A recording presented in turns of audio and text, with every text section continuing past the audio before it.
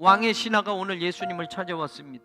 이유는 그의 아들이 죽게 되었기 때문입니다. 예수님, 제 아들이 죽게 되었으니 빨리 가버나움에 같이 가셔서 제 아들을 고쳐주십시오 라고 했던 겁니다.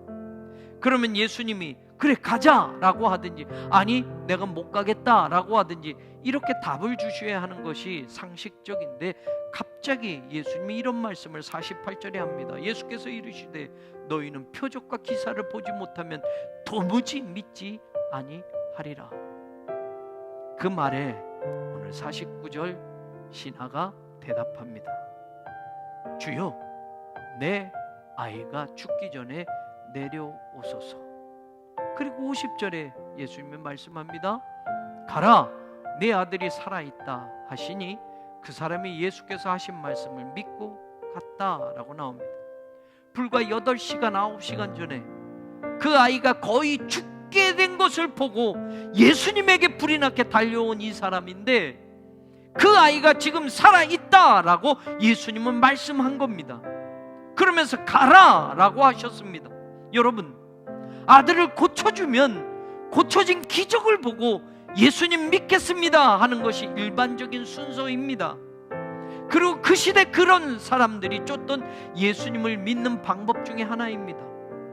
기적을 보여주면 믿는 겁니다. 표적이 일어나면 그걸 보고 믿는 것입니다. 그런 순서였습니다.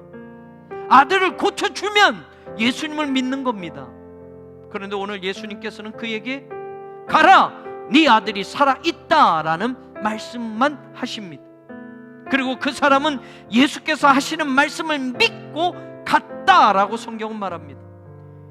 말씀을 믿었을 때, 말씀을 믿고 갈 때에 아들의 죽음이라는 문제가 완전히 해결되었다라는 말입니다. 믿음의 사람들은 길이 보여줘야만 걸어가는 것이 아닙니다. 믿음의 사람들은 길이 열려줘야만 발을 떼는 것이 아닙니다. 길이 없어도 어디로 가든지 나의 하나님이 나와 함께 하실 것을 믿는 사람들이 오늘도 하나님의 기적을 보게 될 줄로 믿습니다. 이 시대에도 오늘 우리들에게도 하나님의 말씀을 듣고 그대로 실천하는 사람들에게는 하나님의 기적은 또 일어날 수 있다는 걸 믿으십시오. 하나님의 말씀을 믿고 가는 사람들에게는 하나님의 능력이 분명히 나타난다는 것을 믿으십시오.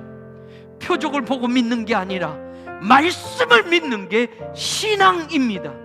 기적을 보여주면 그때 믿고 가겠다고 하는 것이 신앙이 아니라 내게 주신 말씀을 믿고 지금 가겠다고 하는 것이 우리의 신앙이 되어야 합니다. 이 믿음을 저와 여러분이 가지고 살아가기를 원합니다. 표적보다 말씀을 붙잡고 끝까지 도전하고 실천하고 인내하고 나아가는 저와 여러분, 우리 교회가 되기를 주님의 이름으로 간절히 축원합니다.